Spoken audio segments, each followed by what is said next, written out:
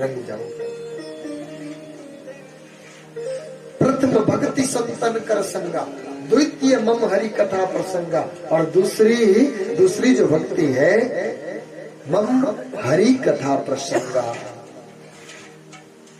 मेरे और मेरे भगवान जी की कथा का प्रसंग श्रवण करना, ये भी भक्ति मेरी मानी गई। और इधर भगवान जी ने भगत प्रहलाद जी ने अपने पिताजी को उपदेश दिया, श्रवणम कीर्तनम विष्णु स्मरणम पाद सेवनम अर्चनम बंदनम दास्यम सख्यम आत्म निवेदनम। श्रवणम, मेरी कथाओं का श्रवण करना सबसे पहली भक्ति मानी गई है। भगवान जी की भक्ति कोई एक अपना लो पिताजी अपने जीवन में। कीर्तनम, भगवान जी का कीर्तन करना मेरी भक्ति मानी गई। विष्णु स्मरणम, उठते बैठते चलते फिरते भगवान जी को स्मरण, भगवान जी को याद करते रहना। पाद सेवनम, भगवान जी के पांव, भगवान जी के चरणों की सेवा करना। अर्चनम अर्चना बंदनम, भगवान जी को चलते फिरते, आप घास काटने के लिए जा रहे हैं, आप सबसे पहले भगवान जी का दर्शन करके जाइए, पता ही नहीं चलेगा कब कट गया घास, ये पक्की बात है। दास्यम सख्यम, अपने आप को भगवान जी का दास बना लो, सखा बना लो, मित्र बना लो, सहेली बना लो माता रानी को। आत्म निवेदनम, अपने आप को भगवान जी को सौंप दो। अब सौंप दियो इस जीवन का सब भार तुम्हारे हाथों में है, जीत तुम्हारे हाथों में, अब हार तुम्हारे हाथों में। भगवान जी के पास जब हमने सौंप दिया, हम तो डेली गाते डेली बोलते हैं ना भगवान जी को। अपने घर में कोई आरती करते हैं रोज? कोई करता है आरती? कभी का ये प्रोता होता है। एक बात कहूं, मैं सच्ची बात बोलूं,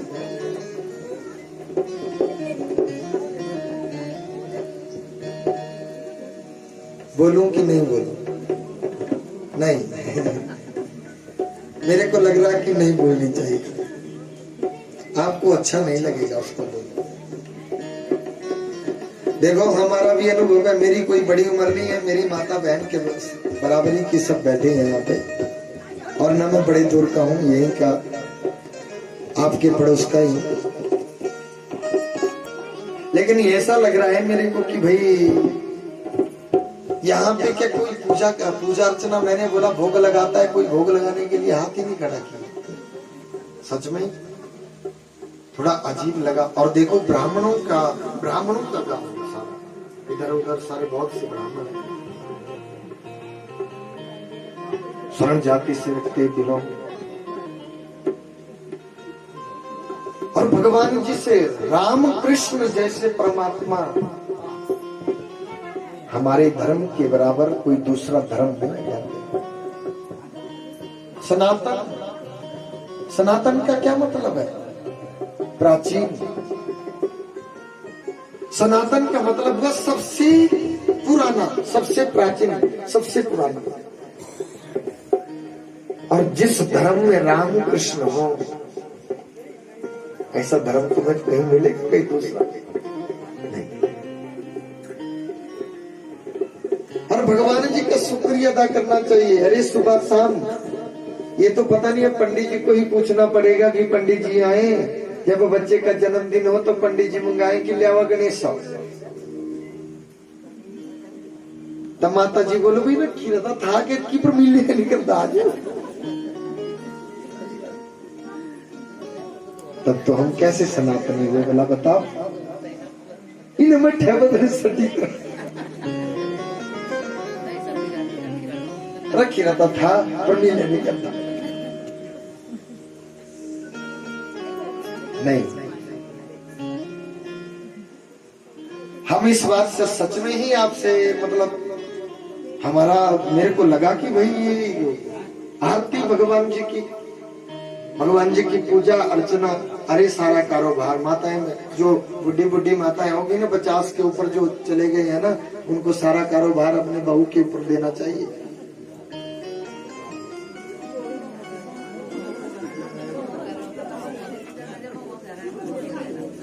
अगर नहीं तो दूसरा बस राम भजन करना, बाकी उनके लिए कमाने की जरूरत नहीं है। आपको कमाई कर रहे हैं, आपको तो सनी जोड़ने की जरूरत है, तुझे राम भजन करो। उनके होने ना होने उनको नहीं बोलना कि तुम आ जाओ घर हम राम जपेंगे भाई, तुझे करो इसी घर रखा ना, ऐसा नहीं बोलना। उनको कमाई करना तो उनके कमाने के दिन है, लेकिन आपके गवाने के दिन नहीं है, कुछ पाने के दिन है।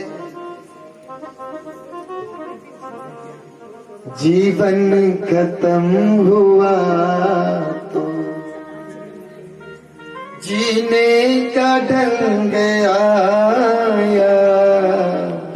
अरे उस समय तो सोचता है जब मृत्यु शैया पे आदमी होता है कि मेरे से ये दान करना था मां, ये करना था मां, पैसे भी मेरे लेकिन ले आया कोई नहीं करता है। नहीं रखी रे पैसे भी, बात भी चल रखी दे 50-10-13 कर दिया वो, ये रखी। जाने के बाद का पता क्या है, जब आपने अपनी आंखों तले आपने नहीं किया, आपने अपने लिए कुछ नहीं किया, उसके ऊपर क्या विश्वास कर सकते हैं कि हाँ मैं करूंगा आपके लिए? नहीं, बिल्कुल झूठ है।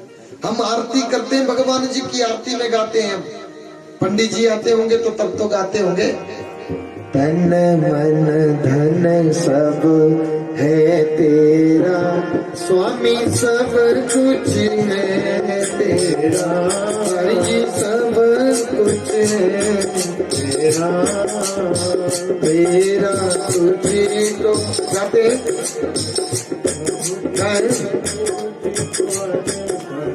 फिर ये बताओ मेरे को, आपको सब है सारे, फिर दिया किस किस ने भगवान जी को?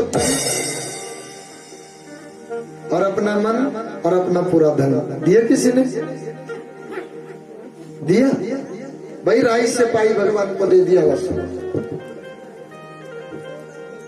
संजय भी जो उठ गए आगा भी, ये तो बहुत बड़ी बात है।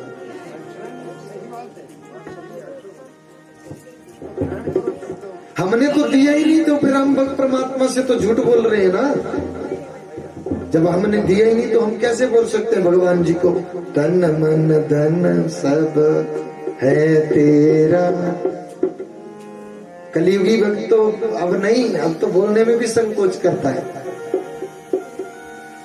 तन मन धन सब है तेरा, अरे जी कब जा रहे मेरा?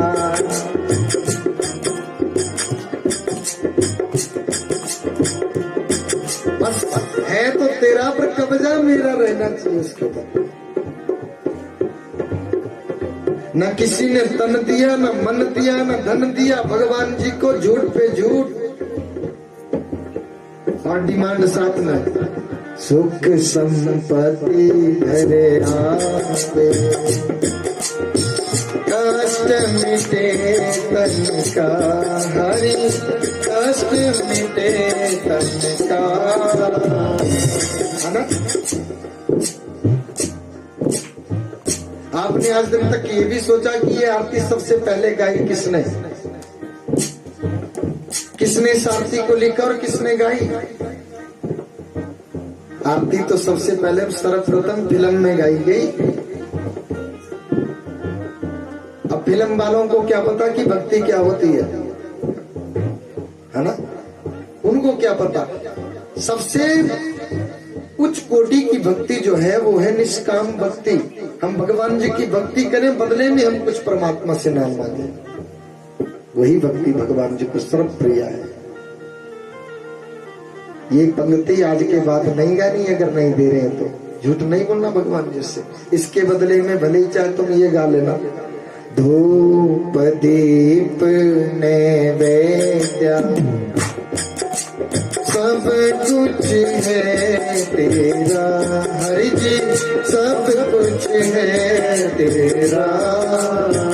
तेरा तुझको अर्पण, हरि जी का हरि जी को अर्पण, क्या लागे। अब धूप दीप तो हमारे लिए नहीं है ना, वो तो भगवान जी के लिए, तो इसको हम बोल सकते हैं, लेकिन ये नहीं बोल सकते कि तन मन धन सब तेरा। एक तो गाड़ी नहीं, एक तो गाड़ी नहीं, जो गाड़ी तो झूठ। तन मन धन तो आप सुनेंगे अब किसने दिया। श्रवणम कीर्तनम विष्णु स्मरणम पाद सेवनम अर्चनम बंदनम दास्यम सख्यमात्म निवेदनम। अरे पिताजी 9 प्रकार की भक्ति है, कोई एक अपना लो अपने जीवन में। किसकी बात कर रहे तू? नारायण की। बच्चे को उठाया और सबको बोला फेंक दिया, बोला सबको बोला, मंत्रियों को बोला मार दो इसको, जैसे भी हो सकता है वैसे इसको मौत के घाट उतार दो। अरे भगवान आपका बालक मेरा बालक होता होगा, भूल गया, मान लिया मैंने, तुम मार दो। बच्चे को बहुत ऊंची चोटी से गिराया गया, जाको राखे साइया मार सके ना कोई, बाल भी बांका ना कर सके जो जग वैरी हुए। हम परमात्मा के ऊपर विश्वास नहीं करते, ध्यान देना, हम अपने आप काम को अंजाम देना चाहते हैं कि हम इसका निछावर करेंगे, भाई इसका छोड़ा करेंगे हम। अरे हम कौन होते हैं छोड़ा करने वाले? ये तो सब परमात्मा के हाथ में। लाभ हानि यश अपयश, सियाने बोला थे ना, जमना मरना वरना सब कुछ परमात्मा रे आता। यह है सच्ची में तो भगवान जी के हाथ में। हम कैसे कर सकते हैं? हम कुछ भी करने में समर्थवान नहीं है। अगर हम इसी सोच में, माता पिता की सबसे बड़ी, मैंने 2-3 दिन हो गए टाटू सूख गया मेरा बोलते बोलते। माता पिता क्या ये मतलब नहीं है कि तुम, अगर भैया बच्चा आपका अच्छा तब भी कमाने की जरूरत नहीं है। कुपुत्र पूत कपूत तो का धन सींचे, पूत सपूत तो का धन सींचे। कुपुत्र होगा तो जुए में जुआरी बनेगा भैया, आप कमा करके। क्यों? क्योंकि माता पिता ने बहुत धन रखा हुआ उसके लिए भैया। उसको पता है, उसको पता है पिता के जाने के बाद उसको पता चल जाएगा कि अच्छा इतने पैसे। अरे तब तो वो बड़े ध्यान लगा करके पिता का 10 गात्र करेगा कि पिताजी मेरे तो सारे क्लेश धोते, क्योंकि मेरे को कमाने की जरूरत नहीं छोड़ी उसने, पिता ने। और पिता ने, उसका बैरी और कोई नहीं था, उसका पिता ही उसका बैरी था। अपनी संतान का बैरी उसका पिता ही था। बालकों को भैया ये नहीं छोड़ो, आप धन दौलत नहीं छोड़ो, बालकों को धन दौलत कमाने के काबिल बनाओ उनको, ना कि उनके लिए तुम अर्जित करो। आपने भी कुछ नहीं किया, एक एक राई पाई जोड़ी जोड़ी जोड़ी जोड़ी जोड़ी जोड़ी के महाराज बैंक भर दिए, बैंक बैलेंस बना दिया, कुछ नहीं किया, संस्कार नहीं भरे। वो तो भैया ऐसे ही 5 स्टार में जाएगा और बढ़िया। आपने जो नहीं किया वो करे, गुल खिलाएगा। और पूत सपूत तो का धन सिंचे। शास्त्र कहते हैं माता पिता वही भले हैं, पुत्र अगर सतपुत्र भी है ना तो सतपुत्र के लिए भी कमाने की जरूरत नहीं है। क्यों? क्योंकि वो अपनी कमाई के बल पे अपने माता पिता के लिए भागवत जैसी कथाएं और उनके रास्ते के बनाने के कई उपाय करेगा वो, कई यज्ञ प्रसाद कई कुछ करेगा वो। लेकिन माता पिता को ये सब करने की कोई जरूरत नहीं है। बालकों में केवल अगर आपको अपने परिवार का तुम अच्छा भला चाहते हो तो अपनी कमाई का 10वां हिस्सा भगवान जी के निमित्त लगाते रहिए। आपकी संतान, आपका परिवार बिल्कुल तहे दिल से चलेगा और आप आज भी चलेगा और आगे भी चलेगा। अगर नहीं करोगे, आपके हमारे आंगन में ध्यान दो, हमारे आंगन में कुआं है, उस कुएं में बस केवल जल जा ही रहा है, जा ही रहा है, जा ही रहा है ना। अब 10 वर्षों के बाद जाओ उस कुएं से जल लाओ और पीने के योग्य रहेगा वो? क्या रहेगा वो पीने के योग्य? बस वही विडंबना हमारी पूंजी की। हमारा अगर जा रहा है उससे खींचने वाला कोई नहीं है। अगर हम खींचते भी रहते, जाता भी रहता, आता जाता रहता वहां पे ना जल, तो वो बिल्कुल निर्मलता उसमें बनी रहनी थी। तन पवित्र सेवा किए, धन पवित्र किए दान, और धन की पवित्रता तो तभी होगी जब हम उसी धन में से 10वां हिस्सा परमात्मा धर्म के रास्ते। आप किसी मंदिर निर्माण में किसी बेटी का, गरीब बेटी का विवाह कर दो, आप कहीं रास्ता बनवा दो, कहीं गरीब बेटी का शादी कर दो, कोई और कुछ भी कर दो, लेकिन अरे इतना धन पाकर के कभी भी अपना बड़प्पन किसी को ना बताओ। बस ये कुछ भी हमारा नहीं, जो कुछ था वो उसकी देन है, उसी ने दिया है। अगर उसने दिया है, देने में हमें देरी नहीं करी है ना, तो लेने में भी वो देरी नहीं करेगा। बाप से कहो राधे राधे। पिताजी क्यों? अरे बालक को बहुत बड़ी कढ़ाई में लहू लुहान किया गया तेल को, और तलाई करने के लिए बालक को भक्त प्रहलाद को डाल दिया गया। लेकिन विश्वास अगर जिसका परमात्मा से हो, उसका कोई बाल बांका नहीं कर सकता। राम कृष्ण दो एक, अंतर नहीं निमेष, इनके नयन गंभीर है, उनके चपल विशेष। राम और कृष्ण में कोई अंतर नहीं है, ब्रह्मा विष्णु महेश में कोई अंतर नहीं है। ऐसा कभी भी कि ये बड़ा है कि ये छोटा है, ये बड़ा है कि ये छोटा है। मेरे नारायण इस जगत के इस आधार है। भगवान सभी देवी देवता लोग, जितने भी देवी देवता लोग हैं ना, चाहे हमारी कुलजा है, चाहे बाबा देवा, चाहे महू नाग है, कमरू नाग है, शेष नाग है, कोई सा भी नाग क्यों ना है, लेकिन उनकी तो सैया के ऊपर मेरे भगवान सोए हैं। वो सब इनके सेवक हैं। भगवान जी की आज्ञा का वहन करते हैं। अरे पिताजी, बच्चे के साथ शिला बांधी गई, बहुत बड़ी पत्थर शिला, और समुद्र में गिराया गया। अरे बच्चा तो तैर रहा है, लेकिन उसके साथ वो शिला भी तैर रही है, वो पत्थर भी तैर रहे हैं। ये है मेरे भगवान जी की लीला। हम अपने मन को नहीं मनाते। भगवान जी तो कहते हैं कि भैया बध्यताम आसु अयम भयाश्रिता निद्रिता अहम रस सुपृष्टा कपिभूत लोचन।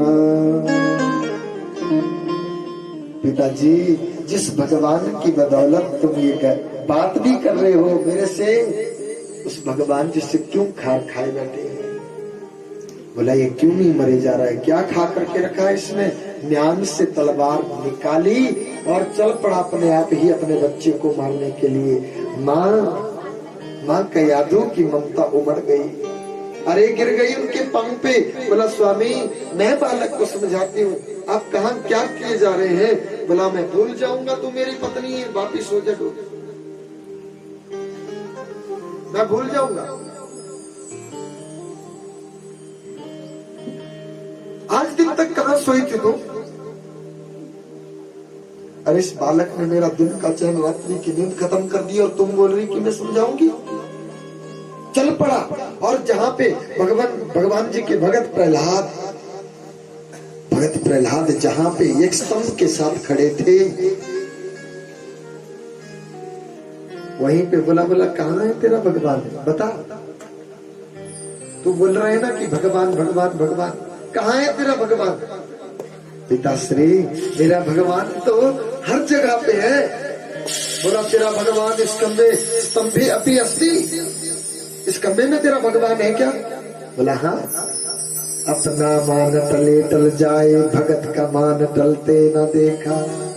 ये तो भगवान जी की प्रतिज्ञा कि मेरे भगत मेरे को जैसा बनाना चाहे, जैसा पाना चाहे, जैसा, एक बार पहले तुम उनकी कृपा पात्र बन जाओ बस। स्तंभे अपनी अस्ति, इसमें मेरा भगवान है। ज्यों गदा से जोर से प्रहार किया, और वहां से बोली नरसिंह भगवान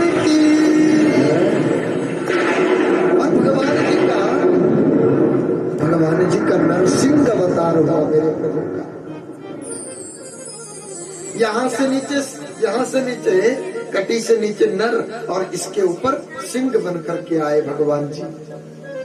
अरे हिरण्यकशिपु को पकड़ लिया, जकड़ लिया, बोला अब बेटा तू कहीं नहीं जा सकता। पकड़ लिया और जाकर के बीच दहलीज में बैठ गए मेरे भगवान। बीच दहलीज देड़ी पर बैठी गए। हमारे जो बुजुर्ग थे ना वो बोलते थे पहले की देड़ी पर नहीं बैठना गति। जो पूछ लेते भी क्या हुआ, तीन अमली होता पता बेचारे अनपढ़ जमाने थे। बोला वो सेड़ा बोला ऐसे आने जी नहीं बैठते देड़ी पर, नहीं बैठना तो नहीं बैठना बस। दहलीज के ऊपर एक तो हमारे परमात्मा और दूसरे में काल बैठता है। हिरण्यकशिपु का काल बैठा था दहलीज के ऊपर। और हमारे यहाँ पे प्रथा है कि तभी दहलीज की पूजा की जाती है। पथरी पाए ना, ये केवल मंडी का रिवाज है। और जगह पे हम तो हर जगह पे जाते हैं कथा करने के लिए, और जगह कहीं पे रिवाज नहीं है, केवल हमारे मंडी का रिवाज है कि यहाँ पाथरी पानी। अच्छा बोला बता तुम नहीं मेरे को मार सकते। बोला क्यों? बोला मेरे को ब्रह्मा ने वरदान दिए। बोला क्या क्या वरदान दिए? एक एक बोलता रहे। बोला अंता न वही न दीवान नक्तम अभ्यस्ता चायुध। अरे न मैं घर के अंदर मरूं न मैं घर के बाहर मरूं। भगवान ने बोला ना तू घर के अंदर है ना तू घर के बाहर है, तो बिल्कुल दहलीज में मृत्यु कोई ना कोई बहाना लेकर के जरूर आएगी। एक मृत्यु सत्य है और दूसरे परमात्मा सत्य है। न वही न दिवान नक्तम, न दिन में न रात्रि में मेरी मृत्यु। भगवान जी ने बोला गोधुली की बेला है, सायंकाल की बेला है, ये न दिन है न रात्रि है, ये गोधुली की बेला है। न अस्त्र से न शस्त्र से, इतनी सहज मौत में तेरे को मारूंगा नहीं। आपके बनाए किसी प्राणी से मेरी मृत्यु। बोला मैंने सबको बनाया है, मुझे किसी ने नहीं बनाया। भगवान नारायण ने कहा बोला मुझे किसी ने नहीं बनाया, मैंने सबको बनाया है। अब बोल तूने देखा कि ब्रह्मा की सृष्टि में ऐसा जीव है कोई? बोला आधा मनुष्य और आधा सिंह, ऐसा तो मैंने पहली बार देखा।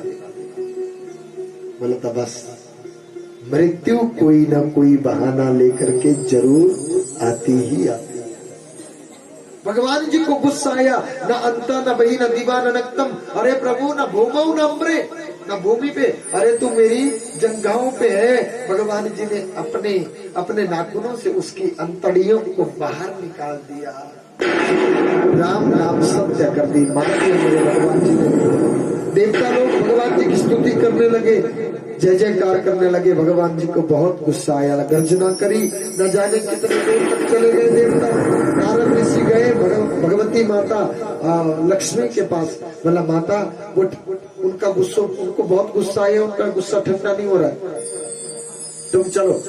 माता ने भी बड़ी बड़ी हान की। बोला क्यों नहीं हो रहा है उनका गुस्सा? शांत मैं करती हूँ, चलो देखती हूँ। और आई जब माता को नारद ऋषि ले आए थे, तो नारद ऋषि के सामने माता रानी बोली, बोला निगोड़े ये कुतलिए है, तो मुझे भगवान जी फिरे ना पीछे। और ओंकार भरी जैसे सिंह करता है गर्जना जैसे करी। और माता ने बोला ये निगोड़े ये थोड़े नहीं है मेरा लाड़ा। बोला तू कुतलिए है अभी जो, ये थोड़े नहीं है। बोला सिर्फ कुतलिए है, तू हल्टा बेड़ा करता रहे। वो बोला माता ये से हुए, वो बोला कि फिर से हुए हो। देख बोला अरे मेरा लाड़ा तो बड़ा भारी चिकना चुकड़ा है, तू कहाँ लेकर के आया?